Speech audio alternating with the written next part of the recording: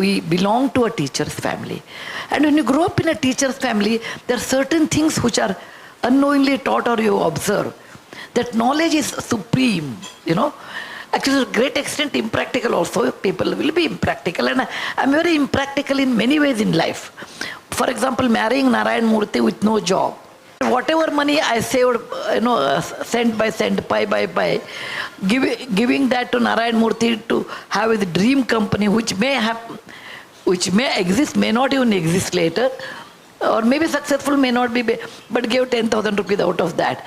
I've been impractical in many ways, but because of that only I have kept my innocence with me over a period of time. When you become too much practical, you lose your innocence. And if you lose innocence, life becomes extremely practical. And with less emotions, it is nice to be practical, but if you're too practical, you will never enjoy life, you will never be sensitive. I have seen a lot of difficulties in life, not in real life, but in my foundation life. I worked with Infosys Foundation for 30 long years. And my idea of India changed at that time. Otherwise, I was like any one of you, like a professional working in a big company. I was Tata for a long time. But when I started working for Infosys Foundation, I traveled whole India, thousands of, maybe lakhs of villages also, and handled 14 national disasters and one pandemic. I've seen death in front of me. In tsunami, you get only one hand, only one leg. Drought I have worked, floods I have worked, in many areas I have worked, earthquake I have worked. All those things taught me India is not software. My husband believes in software, but being a computer engineer said India is not only software. India is also not only Bollywood, because you go to any country, it's my own experience. I went to Chile, then I went to Cuba. I can't speak a word of Spanish, but the moment they see me, Madhuri Dixit, I said, I am not. But I am from her land. I have a daughter and 2 granddaughters and 1 grandson. I tell my daughter, bring up your daughters like lioness. Don't get scared. Bring up your daughters that what others feel, you should not worry. As long as you are legally, ethically right, you should do. Why women do not come up in a higher position? Not for the condition. When she becomes a mother, the priority for a mother changes. As long as she is not a mother, she can compete everywhere with her partner or equal in the office. The moment you become a mother, your priority changes. That's a universal truth all over the globe, that your priority will be your children. If you want to come up in your career, you require a family support 100%. Behind every successful woman, there is always an understanding man. Please do not forget that. Otherwise, it's not possible. And you require a family support in a great extent, then woman can do very well. Otherwise, it's very hard to change her priority. She always worries for the child and then the career. That is one of the reasons that why women do not come in a higher level. Though academically, initially you start, they may be 70% brighter woman, 30%, 70 to 30 in terms of marks academically. But when you come in real life, it is not 70 to 30, it may be 80 to 20 or 90 to 10 to that extent, depending on which industry you are talking. And when I joined engineering in 1968, where, I come from a middle-class family in a small town known as Hubli. No one knows except one lady I met just now. She said, I'm from Hubli. It's a small town. And they never heard a girl going to engineering because it was defined. Engineering means boys. Girls means BA, married. If you are very bright, do MBBS, get married, not even second degree. So it was not very easy for me to go into engineering. Actually, more than me, when I look back, I feel sad about my father. People used to come and tell, Dr. Saab, you have 3 daughters. Please remember, your middle daughter does not have a brain balance. She wants to go to engineering. How will you allow her to do that? It is not meant for girls. Like, only women can deliver, like that, only men can do engineering. That kind of an era. So my father was troubled by all well-wishers who will quote well-wisher saying that your daughter should never become an engineer. She will be a burden to you. She can't get a man who will marry her. So it was not easy for me to leave engineering and just follow Mr. Murty, but I had a choice. I had a choice because Mr. Murty said, it is a professional company, I don't want husband and wife's company. Husband is the chairman, wife is the managing director. Husband is the managing director, wife is the director. I don't want. It is a professional company. And you become a chairman, you are capable of, and I will take up another job. Or I will take up a chairman position, you take another job. The choice is yours. And it took 15-20 days for me to decide. I had 2 children by that time. I said, okay, now I can become a chairman. But what is the duty of a chairman? In those days, there was a license Raj. It was not like today. It was in 1981. We have to sit in Delhi for 3 months to get a license. You have to go to Washington, sit 6 months to get a license. I can do all those things. It is not difficult. But what will happen to children? Children will go to school, whatever said and done. Mother is different than father. That's then everything has a price in life except mother's love. For a mother, the child is the extension of her body. And I said, if I sit in Washington and every day I'll worry, did Rohan go to school? Did Akshata go to school? Murty may send them to school, but it is the difference between a mother and a father. I took a back seat. It took 2-3 years for me to understand that I love my work, but I can't participate as an employee, but I can support them. I felt it way, but later I realized, this is my own experience, God may close one window to you, but He'll open a door for me. If I would have been in Infosys, I would have retired as probably a director technical, and I would have retired. But when I became a chairperson of Infosys Foundation, I could touch life of thousands of people, and make a difference in a very small way in my country. That gave me a lot more satisfaction than any other position. So I always felt it was a God's design. I never understood, but I don't have any regrets. You ask me a question, why I smile? Because I don't have any desire. I don't have any desire. Like you say you are great, it doesn't affect me. You say you are very bad, it doesn't affect me either. Because I know in my work I realized people talk plus side, minus side. People criticize. People also garland you. You should never bother. Atmahi atmano bandhur, atmahi ripo atmana. Nobody is your friend except you yourself. Nobody is your enemy except you yourself. And people will talk about you. As long as legally, ethically it is right, you have to think over it. If it is not, you should not bother. That's written in Gita, 2nd chapter, Krishna says how you should be. He says, you should nainam chandante shastrani, nainam dahati pavaka. You should not be affected by all these things, but it won't happen in one day. It is not natural. Over a period of time you have to learn, like how you start cooking. First day you do not know your chapati will be Africa. Second day it will be America. Every country in the world will have a shape on your chapati. At the end it will be like a moon. So, this habit of not getting attached, not getting bothered by anybody's comment, and keeping your focus only on your work and enjoying it makes you very happy. So I don't have any expectation. I don't have any desires to hold anything. And I don't expect from anybody anything. So that is when your wish list is empty, you will become very happy. Of course, when persons like Narayan Murthy doesn't have money, doesn't have any connection, is not politically connected, wants to start a company, we don't have a Cinderella's magic wand, touch it and next day Infosys will be there. We did not have. So we have to work very hard. Working hard means staying in the house, he will be doing tapas, going to office. Now, as a wife, I analyzed it. What are my expectations in marriage? Number one, most women expect, actually, in marriage, most women feel that they want to tell their difficulties to their husband. It is not that he should give a solution, but he should listen to them. Okay? Most men don't do, because men are oriented to give solutions. Women are oriented to tell their difficulties. Somebody should listen, because women are capable of making their own solutions. Men don't understand that. All men think Men in this hall should excuse me. All men think they are smart. Actually, women are smarter than them.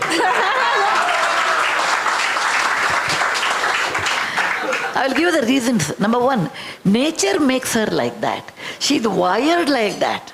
Number one, she is the one undergoes the labor pain, no one else goes. So she knows what a pain means. She is the one who is born as a daughter, sister, later daughter-in-law, and sister-in-law, and then mother-in-law. All HR relations come to her without affecting husband's sister, who are many times dominating than mother-in-law. Sometimes mother-in-law are dominating. Neither of them, then your daughter-in-law may be dominating later in your old age, you don't know. She knows HR relations than anyone else. How to handle everyone and keep everyone happy and get her work done. The people do not understand. So what I want to tell you that women are smarter. Women can make their own decisions. But women require someone to listen to them. In my case, I realize if Narayana Murty is going to spend 20 hours a day, or 17 hours a day, or 70 hours a week, okay, if he has to work very hard, he has to work 90 hours a week actually, then what are the things I can do? Number one, I can fight every day when he comes back. You are not giving me time, you are not listening to me. Number two, if I fight, what will happen? He may fight or he may keep quiet and ignore. Number three, what will happen to children? They will see the parents fight. Fourth one, make my own way. Make my own way so that I will be also equally busy.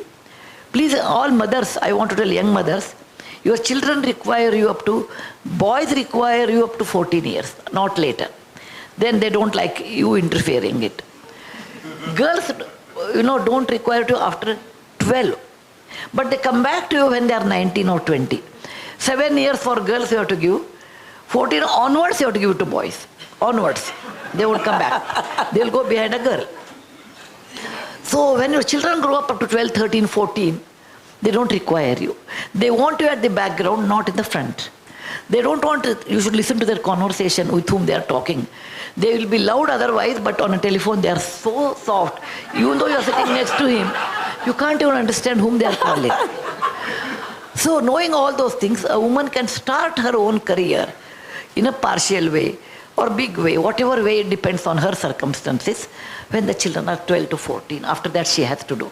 So I realized that number one is not possible. By nature I don't fight. Number two, if I fight, Narayana Murty will be upset, then Infosys will not come up. Leave it. Number three, I want a happy childhood for my children.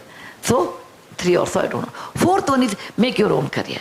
Now, what is my career I can do when children are age of 2 to 14, next 10 years, 12 years? I started teaching computer science in the university on a condition.